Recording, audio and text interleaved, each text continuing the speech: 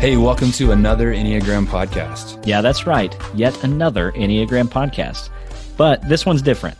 Another Enneagram podcast is here to help you be a better leader for your team. We know leadership is already challenging enough, and it can be downright frustrating when your team communication breaks down. Another Enneagram podcast is here to tell you stories of leaders just like you who are learning how to lead their teams better with the Enneagram. If you want your team to communicate better, be more productive, and love their jobs, another Enneagram podcast is for you. Hey, welcome back to another Enneagram podcast. You got your hosts here, Ryan and Cody. Cody, I know we've been recording multiple things in the same time frame, even though these are coming out on different weeks. So I'm just going to ask you the question again, even though we've already talked about it. What's going on? Man, just hanging out in Arkansas. We are on week 3 of our trip back to the South, and we'll be heading out in a few days. But man, it's been so cool just to be back with family and hanging out with friends, getting to actually record face-to-face with you. Yeah. So man, it's been a super special trip. Yeah, well, we've been glad to have you around for a little bit. Today's episode is a recording of a kind of boot camp workshop thing that I did a few weeks back with some different business leaders and owners. And so, of course, you know, right now, I don't know when people are listening to this, but right now what's going on in the world is a global, health crisis, pandemic that kind of precludes us from meeting face-to-face very often in large groups of people. So this was an online webinar format kind of workshop, and yeah, it was just really cool. There's a handful of business leaders who jumped in on it. I don't really know where to go before we play this. Any thoughts from you before we jump into the workshop? Was this your first time getting to do kind of like a virtual? It was not, Okay. But it's the first one that I recorded. Okay. And so I've done several online workshops, kind of every one of them geared towards a different group of people. Some of them it was just anybody that wanted to learn about Enneagram. This one particularly was for like business owners and leaders, right? And it was intro to the Enneagram plus how Enneagram can help your business and your team. Really cool. So it was a little bit of both of those. There's actually the video version is on our YouTube channel. So in the webinar, I used a bunch of slides and things like that. And so if you want to check those out, you can go to our YouTube page and find the video there as well. That way you can see all the graphics and everything too. So yeah, it turned out great. Got some good input from the people on the call, and so wanted to share it in podcast form as well. Yeah, I think this would be awesome for people who are wanting to check out, or to take a deeper dive into what it is that we're trying to get at with another Enneagram podcast and even Evergreen, and maybe step into some coaching or maybe, a boot camp type event. Yeah. So this will be a cool kind of like little inside scoop, into that world. So if you know of anybody that leads a team or owns a business that you think might be interested in some Enneagram stuff, do us a favor and shoot this over to them if they listen to podcasts. If they don't do that, but they would watch a video, go over and share the YouTube video with them. That would be great. We would appreciate that. So without any further chit chat from us, here is the Enneagram and Business Bootcamp. Hey, everyone. I'm glad you guys are here. Welcome to this Enneagram Bootcamp. I'm excited to get started with this. So today we're going to be talking about two different things, the Enneagram and your business. And so if you haven't met me already, if I haven't got to meet you, my name is Ryan Mayfield. I am a team consultant and Enneagram coach. The name of my company is Evergreen. Evergreen provides Enneagram-based soft skills training and leadership coaching to help your team thrive in every season. And so you can find more about that if you're interested on my website. It's evergreenteams.com. That's EVRGRN teams.com. And so just to get started, I want to take a quick poll. And so if you are available to turn your video on, I'd love that at this point. Because I would love to get a little group interaction on this. So if you can, let me know, maybe just by a quick raise of hands, how many of you know what your Enneagram type is? Raise of hands there, anybody? Okay, maybe some less than confident hand raises there. Yeah. Okay. How many of you have never heard of the Enneagram or know almost nothing about it? Yeah. Okay. And then how many of you are at that stage where you're like annoyed by somebody that keeps telling you about the Enneagram and you're just ready to actually find out what it is? Yeah. I figured we'd have a couple of those at least. Good. Well, regardless of where you're at in this, I'm excited that you are on this call. We've got a good mix of all of those. And so before we dive any further into that whole conversation, I want to ask a question of you guys that has requires no Enneagram knowledge at all. And so this is a great point to unmute yourself if you got something to say, or you can type it into the chat box. I'll try to keep an eye on that as well. But the question is this: what motivates people? Start listing things off that motivate people, either people you know, yourself, people that you work with. What motivates people? Okay. Becca said recognition. I'm going to write these things down as they come in. Again, feel free to unmute. Caitlin says purpose. Yeah, that's great. Let's see. Becca says security, money, connection. That's a great one. What else? Ability to go fishing on a Friday at noon, says Caitlin. Yeah. Okay. What else? What other things motivate people? Reaching goals. That's a great one. Good health. Absolutely. What else? Cheryl, I know you can talk. Unmute yourself and add to the conversation. Hey, everybody.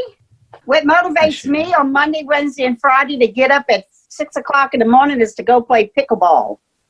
Pickleball. Okay. Why do you like to go do that? Great community, great exercise, gives you a little bit of competitive edge, just makes you feel good. I just got back and it's just wonderful. So you said community, competition. Mm-hmm. Those are great. Exercise. Yeah. Yeah. I put health down on my list here. What else? Think about the times that we're in right now. What things are motivating people these days? Learning technology. That's a great one. Learning. Yeah. I would say, let's see. Becca says here, seeing my kids grow and learn. That's good. That's really good. So just, you could say others. You could be motivated by the needs of others. Absolutely. Yeah. Mm-hmm. What about things like justice or doing what's right? You know, that motivates some people. Anything else you guys can think of that motivates people? Give just a few more seconds here. If you think of anything else, feel free to chime in or type it in. Here's what I want to show you guys is that I don't have to teach you a ton about Enneagram to get started because you're already pretty familiar with a lot of the things that make it up, that are kind of at its foundation, right? And so here's what I want to show you. This is a perfect introduction into the Enneagram, right?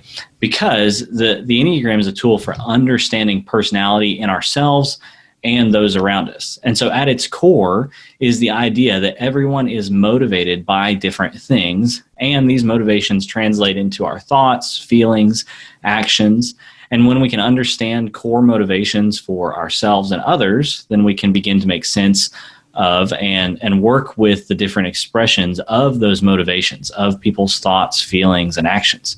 And so you came up with all these different motivations, and now I want to show you how they map onto the Enneagram. So I wrote these things down. You may or may not be able to read them very well, but I wrote them in a specific spot because you guys listed almost every single thing on the Enneagram. And so I'm going to write now some numbers next to these so you guys can see it, right? And so I wrote these 9 numbers in this circle around by all the different things that you said motivate people. And so I'm going to share my screen with you now and show you how that lines up.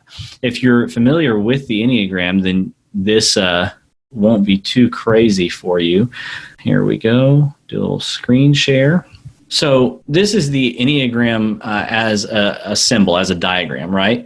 And what you'll notice is each of these 9 different personality types all have kind of different motivations, things that, Cheryl, like you said, get them up in the morning, right? And they correlate or align with all of these different motivations that you guys listed out already, right? And so that's what this whole thing is about, core motivations, about what gets people up in the morning. And if you can understand that, then you can communicate with people and connect with people better and actually motivate people based on what motivates them, not just on, what motivates you, right? So any thoughts or questions on that so far before we kind of keep going? That's if you do have anything, feel free to unmute or type in the chat box there. We'll try to get to it. But what you see here is one version of what an Enneagram diagram looks like. And while we don't have time to go into every single little bit of it today, all of the connections to and from each number on that diagram contain some really specific information. And you'll notice that each number is accompanied by a title. Now, these titles will vary depending on the illustration that you see, or who you talk to will give you different names for different numbers. But the underlying motivation for each number will remain the same. And so based on our conversation so far and on your previous experience with the Enneagram, I'd love to hear from you guys a little bit now, whether, again, you've done this before or if this is your first time. Which of these kind of core motivations do you most identify with? So again, feel free to unmute yourself or add it in the chat box either way. Optimist for sure. Yeah, 3 and 8 for me. Achiever and challenger. Okay. Yeah. And I'm 3 and 1. 3 and 1. Okay. That's Amy. It's got to be Amy, right? I think that was Amy. No, that was Becca. Oh, that was Becca. Cheryl's a 4, 3, and 8. 4, 3, and 8 for Cheryl. Okay. What did you think? I was a perfectionist, Jacob? Is that what you said? Amy Jones. My wife, Number 1. right? What? My wife in the background said, "That's Amy Jones, right?" I said, "Yes." Well, it wasn't actually, but I am number 1 and number 4. Is that weird? A romantic individualist and a perfectionist? Not at all. In fact, you see that the 1 and the 4 have a line that they share. And so they actually do have some stuff in common. So, I've never actually completed an Enneagram test, so I don't know what I'd actually test out at. Those are just the things that stand out to me at the moment. yeah, and that's great. And there's a good little note there to be discussed is that, Enneagram tests, some of them can be really good, some can be really horrible. And a lot of people will say even that you shouldn't use them. I'm kind of in the middle on all that. I think there are good ones that you can use, but you certainly don't have to. And so, Amy, if you say you are a 1 or a 4, then I trust your judgment on that, right? Like nobody knows you as well as you do, right? And so I would be willing to bet that you are probably one of those numbers. And so, yeah, that's... let's see, Chris here, he says perfectionist, and he's got Brady watching achievement. So a 1 and a 3 potentially there as well. So I myself am a 1 for sure. There's no doubt about that for me. I like to get things just right, and man, it just drives me crazy if I don't, right? And so, yeah, keep that in mind. And one of the big rules that I say when I'm doing Enneagram stuff is you're always allowed to disagree with a description of your number, or especially if you used a test to get your number. And like I said to Amy, nobody knows you as well as you do. And so if something doesn't fit, then find something that does, right? If it's not helpful, don't worry about it. Find something that is. And so I think the Enneagram holds a lot of really good, helpful information potentially for people. And so what I want to do is take a quick pass at each one of these 9 types, right? But before we do that, I want to bring up something that you probably all have heard of before, and that is the golden rule, right? So anybody feel like elaborating? What is the golden rule? Do unto others as you would have them do unto you. Absolutely. Treat others the way you want to be treated. Yep, absolutely. Most people have heard of that. Most people will teach that to their kids or, something like that. It's a pretty fundamental thing for most people. But if we stop and think about the golden rule long enough, it might actually begin to sound a little strange and almost self-centered. Here's why. What if others don't value the same things as I do and therefore don't want to be treated as I do? So I'd like to introduce you to something that you may be less familiar with. It's actually called the Platinum Rule. And I didn't come up with this. This is something that different people have written about. Whereas the Golden Rule says, treat others how you want to be treated, the Platinum Rule says, treat others how they want to be treated. And it's subtle, but it can make a huge difference. And what we have in the Enneagram is a way for you to understand not only what motivates you, but also what motivates those around you, how they want to be treated, people in your business and on your team. So it's great for that, but you can also use it to better understand what motivates your customers so that you can better meet their specific needs. So there's a lot of application here for you, your business, and your team. So one more question before we kind of dive into each of the 9 types. Why would it be important for your team to be able to better understand themselves and those around them? Love to hear you guys' thoughts around that. Again, feel free to unmute yourself, add to the conversation, or type it in the chat box. I feel like if they can better understand the motivation of those around them, then they're a little more compassionate when there's friction. It's easier to go, oh, well, their motivation is coming from a different place than mine is, but it's what feels like friction is not actually a bad thing. It's just we're coming from 2 different realms of operation, so to speak. Yeah, absolutely. Yeah, because if you don't know that and somebody does something that doesn't line up with your motivations, it feels like what they're doing isn't making sense and they're doing it wrong, right? But when you understand they're starting from a completely different place, then things kind of start to make sense. And even if you don't agree with it, you can still understand it, right? Cheryl, you were going to say something? I was just going to say I've learned to ask a lot of questions. I can't help people unless I know where they're coming from, and that's part of understanding their personalities. And if you come at a person in a different way of what they're used to, they take offense, and now you got friction. So asking questions, I think, is a good thing, and learning, what people really need, so you know how to treat them and how to work with them. Absolutely. Yeah, that's great. Chris typed in the chat box here. He says, better communication between team members and clients, better meet the needs of team members and clients. Yeah, absolutely. You can understand, when you can understand what people need and want, you can be better at giving them what they need and want. It sounds really simple, but that's hugely impactful, right? Yeah.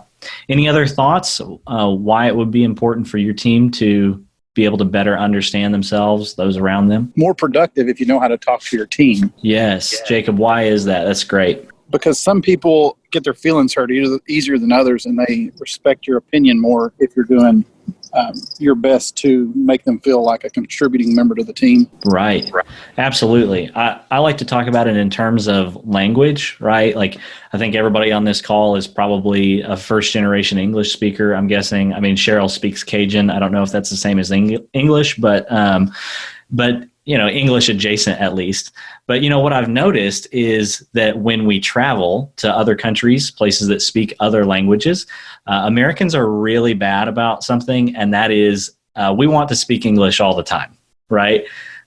It's the funniest thing. I mean, it's funny and sad at the same time, right? But like when you're somewhere that doesn't speak English, and you can tell who the American is because they just want to know, where is the bathroom, like as if they'll just say it slower and like more expressively, people will just automatically understand what they're saying, right?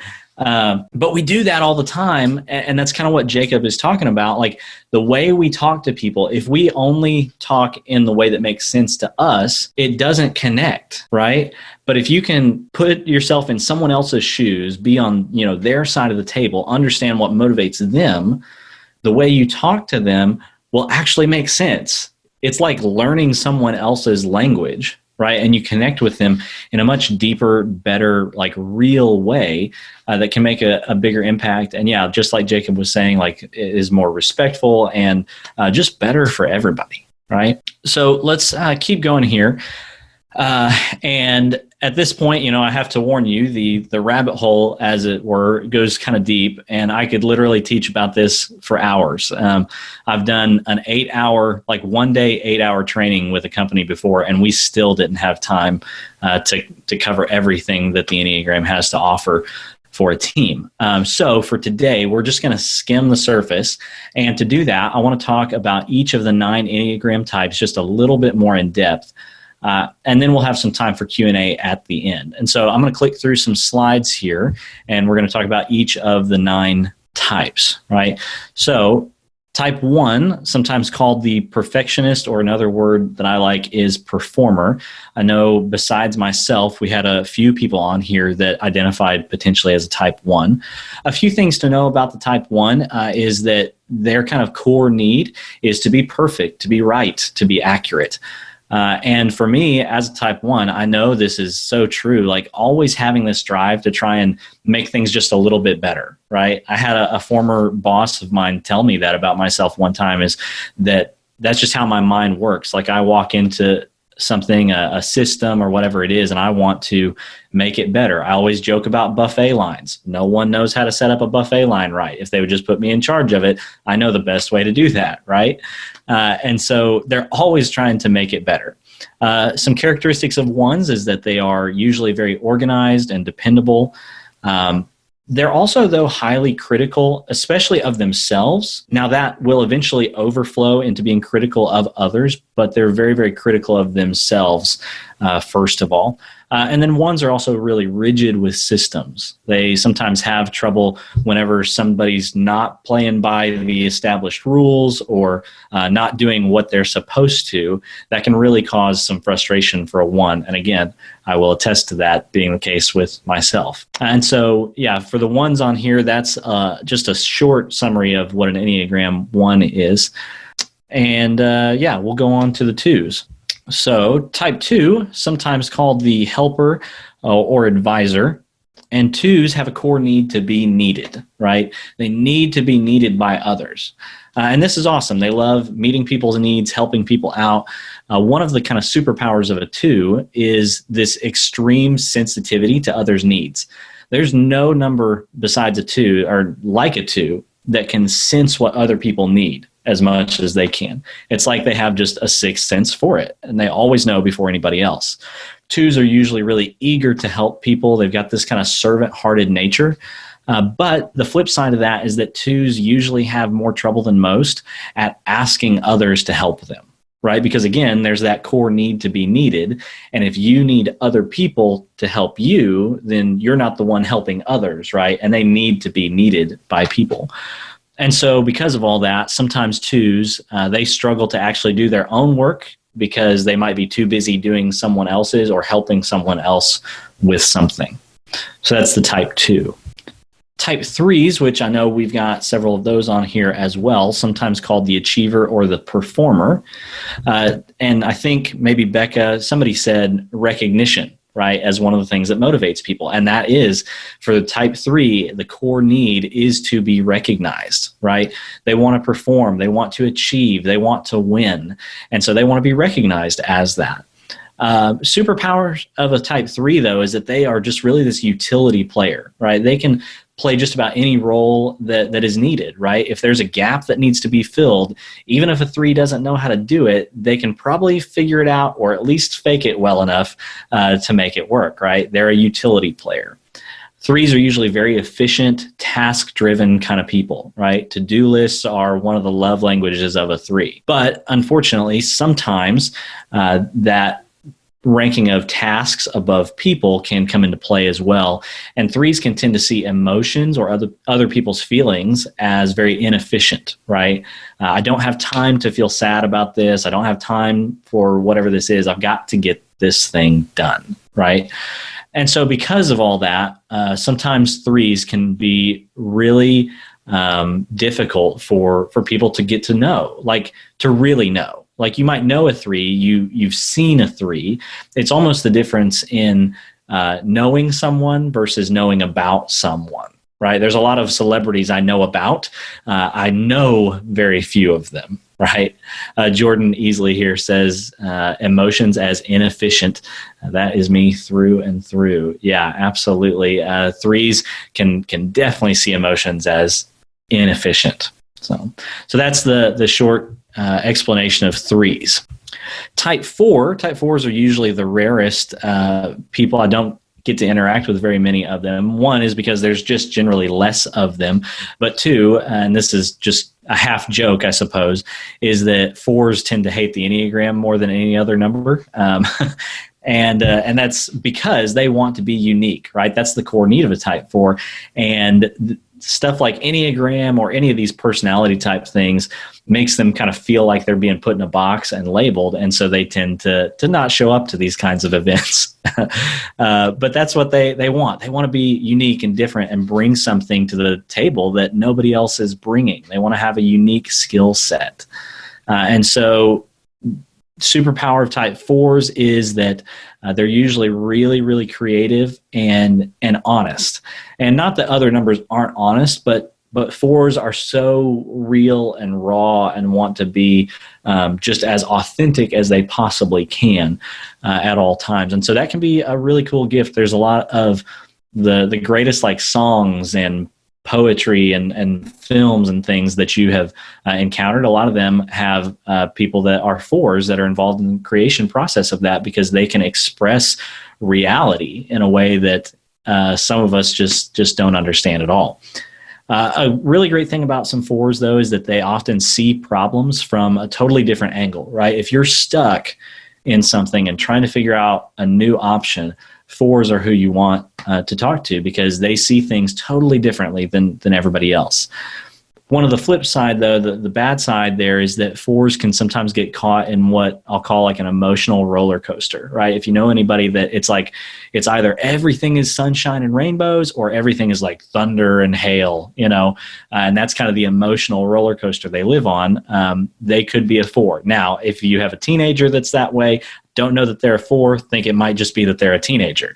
But that's how fours a lot of times end up being, is incredibly emotional. They're very emotionally in tune, but they can also be driven back and forth by their emotions. So it's flip side of the coin there. When fours get really unhealthy, one of the things they can tend to do is kind of withdraw, especially if they feel like they are not unique, if they're not bringing something special to the team that other people might also be bringing, right? And so that's the quick overview of the type four. Type 5, sometimes known as the investigator or the thinker, like it says there, their core need is to know, right? They are these sponges that just absorb knowledge, right? They need to know. They're the best people to have on your trivia team, no doubt, right? And that's because they just know all sorts of things. You wonder, like, how do you even know that? And then fives will generally look at you and wonder why you don't know that. And so, but they do. They just know a lot of stuff, and sometimes that makes them these kind of sought after experts in different subjects, right? People go to them to find out information. But one of the downsides of fives is that they can often be slow to make decisions, right?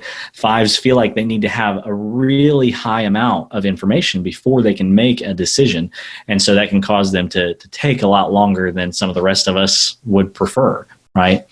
And when a five is really unhealthy or struggling with relationships, what they do is sometimes revert to being judgmental, especially if they believe that there's nothing for them to gain, if there's not anything for them to learn from a group of people, then it's really easy for fives to be like, I don't have anything to gain here, and want to move on to something else. So that's the type 5. Type 6s, sometimes called the loyalist or the guardian. The core need of a type 6 is to be secure, to be safe, right? To feel protected or guarded. They're always looking out for the group, though. That's one of the wonderful things about 6s, is that 6s have this kind of attitude where they're looking out for the good of everybody else. They're usually very calm under pressure. This is kind of strange because not under pressure, 6s, a telltale sign of 6s is some worst case scenario thinking and anxiety. But what's crazy is when something actually happens, whenever one of those worst case scenarios maybe comes to pass, sixes are usually really calm because they've already thought about it, right? The rest of us are freaking out, wondering what we should be doing, and they've already made those plans back whenever we thought they were crazy for thinking about it, right? And so they do get caught up in that, though, sometimes, and if they don't process that in a healthy way, sixes can really easily become overwhelmed by that anxiety and kind of be frozen in that fear, or even potentially lash out if they're pushed too hard by somebody to, oh, just get over it, or something like that. Right? So that's the type 6. Type 7 is sometimes called the adventurer or the enthusiast. As Jacob said from his boat on a lake, he does like some things about the type 7, so not a big surprise there. But here's what's crazy about a type 7 that most people don't know is a lot of times type 7s, with all their energy and all their excitement, a lot of times what they're trying to do is to avoid pain, or maybe a better way to say it would be to avoid difficulty, right? 7s love the brighter side of life, but when it comes to difficult things or boring things, 7s are just like, I would rather go do something more fun, right? And so they can either procrastinate or be flaky with that. But one of the great things about 7s is that they tend to bring a lot of joy and energy to a team, right? I can think of different 7s that I have worked with, and they always are enthusiastic and bring energy that I just honestly don't bring. And so I need 7s to help kind of pull me along into that. They generally have a positive outlook on things. And again, that's not how I am. And so I love having a 7 around, because if I'm trying to be a realist, then 7s can actually help, get my head out of that sometimes that can be depressing and give me more of a positive outlook on things. But like I said, they tend to struggle to deal with difficult or boring things. And if they get put to, if they have too many boring or difficult things put on them like that, then they can sometimes be flaky or non-committal about things. Right? So that's the type 7. Type 8 is sometimes called the challenger or the advocate. Right? And type 8s, the defining thing, the core need for them that motivates them is they need to be for or against something. Right? 8s like to fight, and they like to fight on behalf of people or on behalf of causes. Right? They're these justice-oriented people who are willing to stand up to the bullies and fight back and push back against things that are wrong in the world, right? One of the great superpowers with type 8s is that they really don't have much of any fear, right? They're willing to fight on behalf and stand up for others, especially people who can't fight for themselves. Caitlin says, my husband just threw his fist up in the air and said, "That's you." That's great. And so, no fear. 8s are usually really passionate and determined people, right? But the downside of that, if they're not careful, is that 8s can sometimes bulldoze well-meaning people, right? Not even people that they're fighting against, but maybe people that just aren't quite as passionate as they themselves are. And 8s tend to try to carry the weight of the world on their own shoulders, right? That kind of acting like a little bit of a superhero, which sounds good at first, but the reality is that we're not superheroes. And so a lot of times that attitude will lead to burnout, but even more than that, could lead to bitterness against other people that they at one point were really trying to fight on their behalf for. Right. So that's the summary of type 8s. Type 9, come around to them finally here. They're sometimes called the mediator or the peacemaker. And the core need for the type 9 is to avoid conflict, right? 9s don't want to rock the boat, right? They don't want to make waves. Jacob, that's not a reference to you. That's always what I say, regardless of if there's anybody on the call that's in a boat. But they do try to avoid conflict basically at all costs. The superpower for type 9s is perspective. There's no number that can see everybody else's perspective like a type 9. And so that's a really, really incredible thing, especially when you're talking about a team who needs a mediator, right? 9s just have that ability. 9s are usually very encouraging in how they do that, and they can lead discussions really well, again, because they can see everybody's perspective and help kind of coalesce everything all into one thing that flows together easily. The downside, though, of nines is that they can sometimes be really easily swayed. I tell people basically don't ever ask a nine what they want for lunch or for dinner, because they just want whatever you want, right? And so if you change your mind 3 times, they are also going to change their mind 3 times, because most nines are just cool with whatever you want. That sounds great. Right. And their temptation can be to kind of blend in and keep quiet. They either think that their opinion maybe doesn't matter, or again, they're trying to avoid conflict and don't want to rock the boat, cause conflict. And so sometimes they'll just keep their mouth shut and try to blend into the wallpaper a little bit. Right. So that's the 9 types. Now that we have examined kind of each of those, and I'm going to go back to just this screen of me. So yeah, now that we've gone through each of those 9 types, I'd love to hear if there's anybody who thinks that maybe their initial number that they identified with wasn't right, or if now you're like really doubling down and like, yeah, that's definitely me. So yeah, feel free, again, unmute yourselves or type in the chat box, whichever you like. How are you feeling about your number that you kind of picked out earlier? I went back as you were going through them and like looked at my results from the test, and it was like once you got to 9, I didn't really see myself as that, but then that was one, like 2 and 9 are like right there, very similar on mine, and I'm like, yeah, I am that person that's like, what do you want to eat? I don't know, like I don't want to make the decision. Yeah. Sometimes, you know. So, but yeah. And like with all of this stuff in the media right now, I'm like, I don't want to post a lot, and I don't want to rock the boat because I've seen both sides. Dang if you do, dang if you don't. So I'm like, I'd rather just stay out of it. Yeah. Cheryl, you were going to say something? Well, I'm just looking at my numbers from last time. And so I'm definitely a 4 first and then a 3. Okay. And figured out my husband's a 9. I ask him every day what he wants for supper, whatever you want. If we are out and about, what do you want to stop and pick up? Whatever you want, you know, drives me nuts. And I think I know we got a little bit of everything in us, but if I had to pick a third number for me, it would be a 2. I'm the helper. I like to help people. Yeah. Okay. That's kind of what I was thinking. I knew 8, and I think my test results said 8 and 3 were my top, but as you went through them, I really feel like I'd trade 3 in for 2, to be honest. Okay. Yeah. Who else? This is Becca. I am a 3 through and through. Yeah. What makes you so sure about that, Becca? I mean, I tell my kids I don't have time for your crying all the time.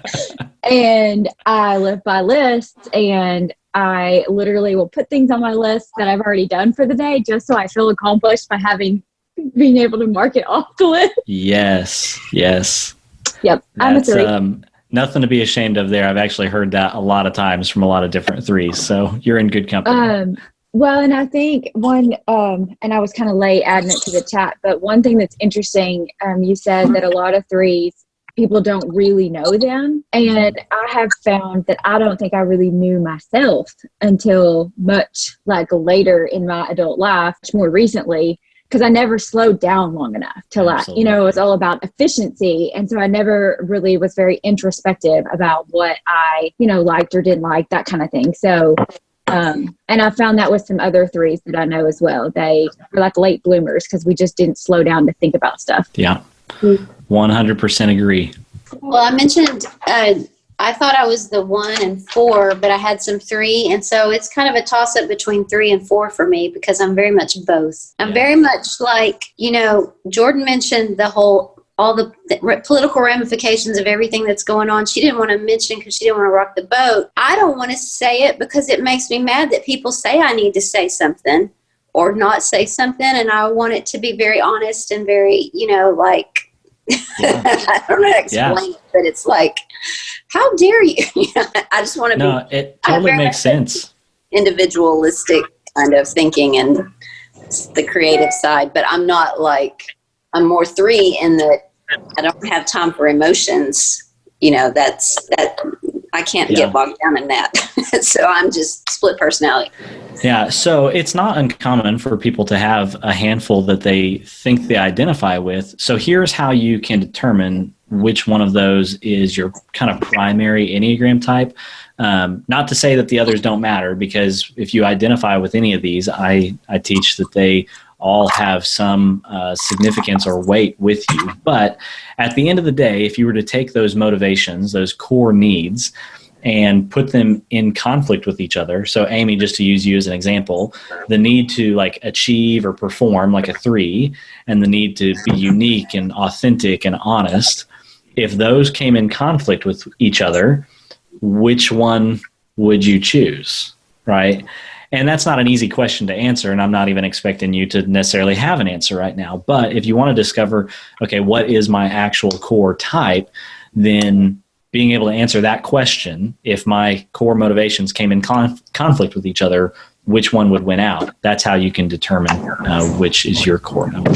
So, Jacob, did you have a thought? I saw you were unmuted there. I wasn't anticipating identifying with number 6, and then my wife brought it to my attention that maybe I was a worst case scenario thinker a lot of times, but I don't feel like that was my MO until after the children were born. And then I'm like, okay, I've got to keep these guys alive. And so I automatically think worst case scenario, what's going to happen? Yeah.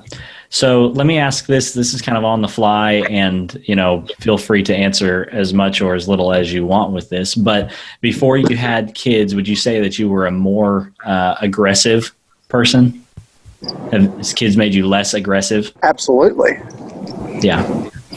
So here's what's happening right here is, and a lot of you will connect with this, I think, is that when you're talking about Enneagram, your number, you'll usually also identify with one of the numbers directly to the left or right of it. So a 3 with the 4, 4 with a 3, 6 with a 7, things like that. And there's a word for that. It's called your wing. Now, again, we don't have time to take a deep dive into that right now. But what typically happens is somewhere in the, quote unquote, middle of life, we actually flip wings and start identifying more with the other number, which is exactly what Jacob was just describing. I'm thinking before kids, he was probably 7-ish and identified more with the 8, and then kids, kind of that middle of life, road mark, is flipping to that more of the 6 thing, is how I would explain that. So yeah, those are great thoughts, Jacob. I appreciate the input on that. One question that I have is, what can we do with this information? Like, as a business owner, how can I use this to attract people to my business or whatever?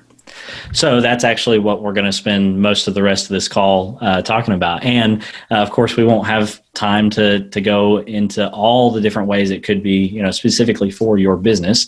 But hopefully this will give you a little bit of a taste of it. And so I kind of want to talk about a little bit of that right now.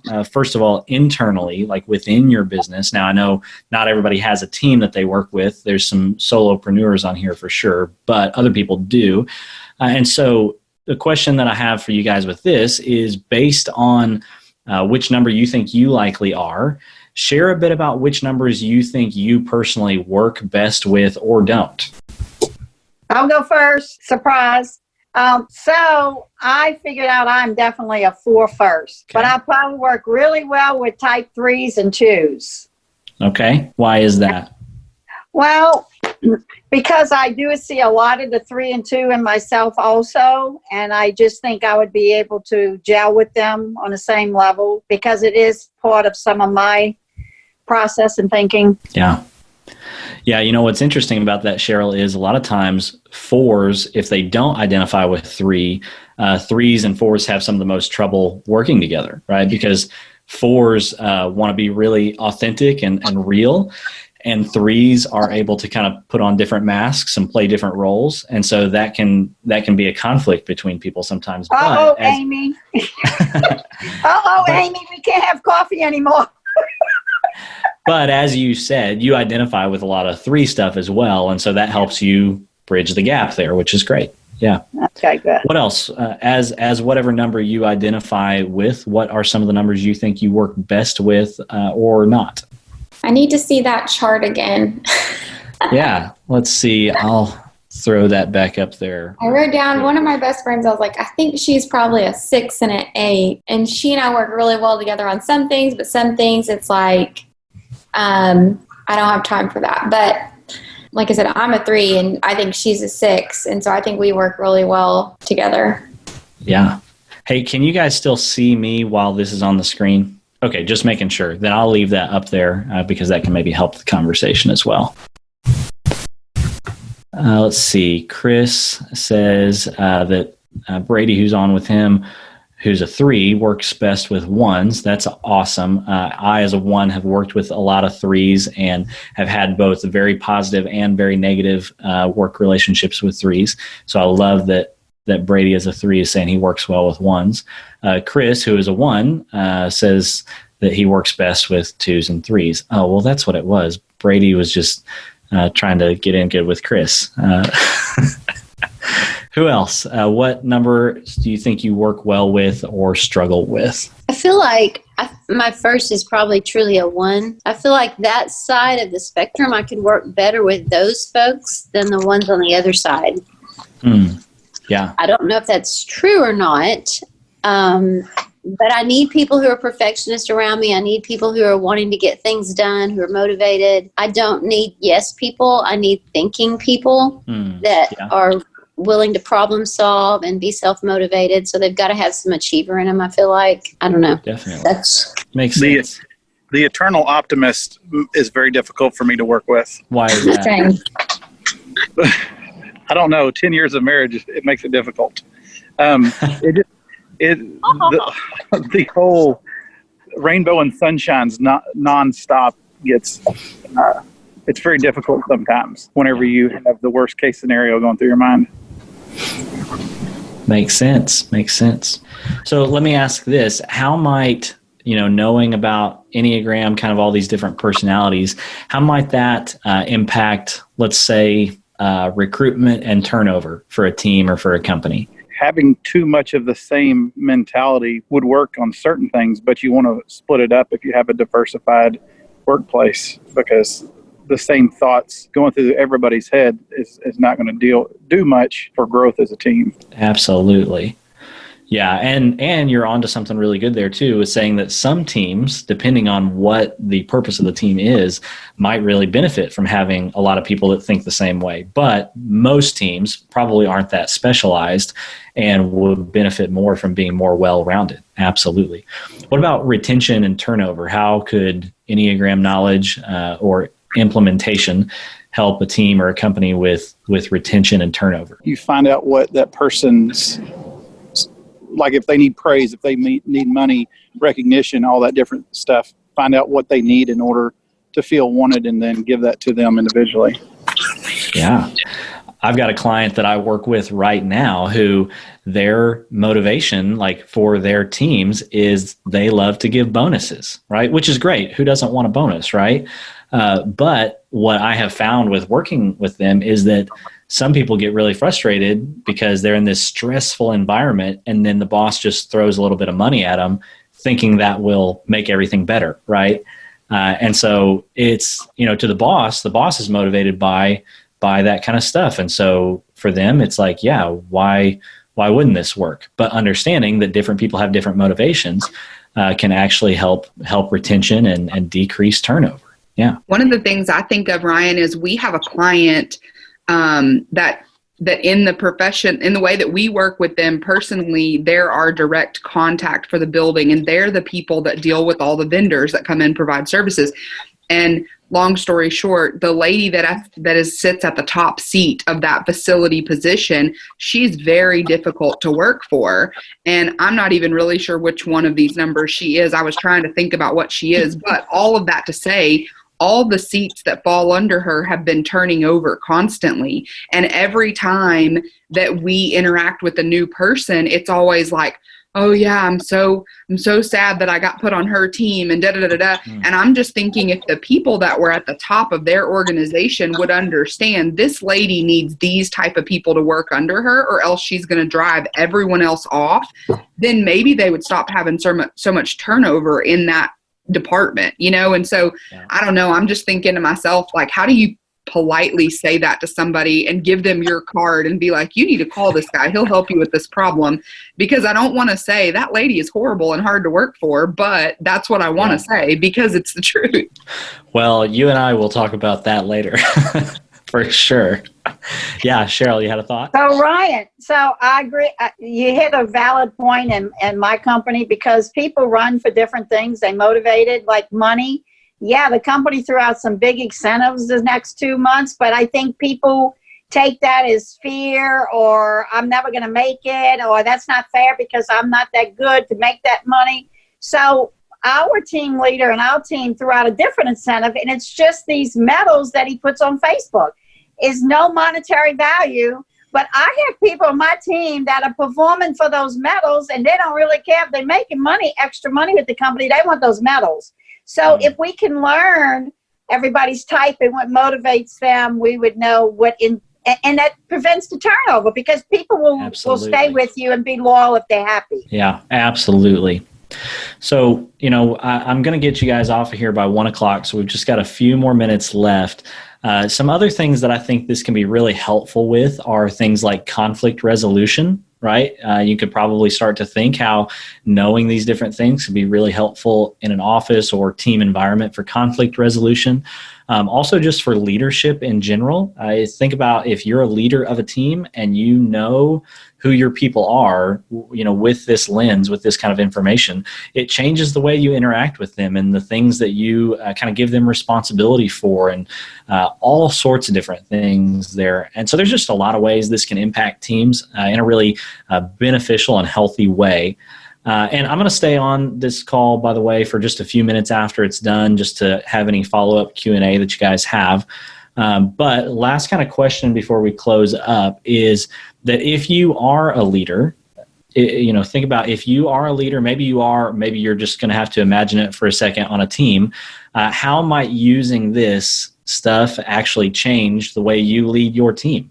Love to hear you guys' thoughts on that. Cheryl, what you got? I have a huge team, and sometimes I'm a little overpowering. So, I if I can get them to commit to this, I have two people on today, but I really think it would benefit all of us learning each other's numbers because that way we could work better in harmony. We could help each other through all the difficulties, the ups and downs we have in our company. So, absolutely, yeah. Amy, you had a thought? Well, I have somebody a little bit more new to our team, and I've just noticed not any harsh disagreements between another coworker, but just I can tell probably just a misunderstanding of motivation. And so if I were able to better understand where both of them were coming from and they understood where each other was coming from, then I think it'd be a little more harmonious, and I guess it probably would give a little more sense of trust, Yeah, absolutely. So much of like conflict and frustration between individuals, I think, comes down to miscommunication, right? And again, if you think of it in terms of language, right, imagine that you have one person that's speaking one language and another person that's speaking another, and mistranslations happen all the time, right? And if you, as the leader up here, know all the different languages that people are speaking, you can help translate for each other and eliminate a huge majority of the miscommunication and conflict that happens between people that's just really unnecessary. Jacob, I see you're unmuted there. Did you have a thought?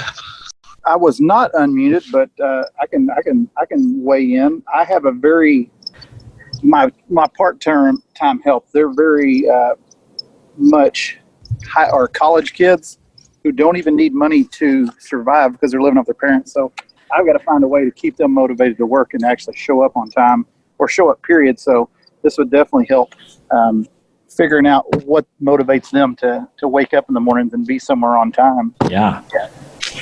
Oh, that's great thoughts. I hadn't thought about that specific scenario, so that's really great. Well, again, I'll stay on after we finish this up if anybody has any other thoughts or questions. But I do want to thank you guys for being here today. I want to make sure and get you off of here on time as promised.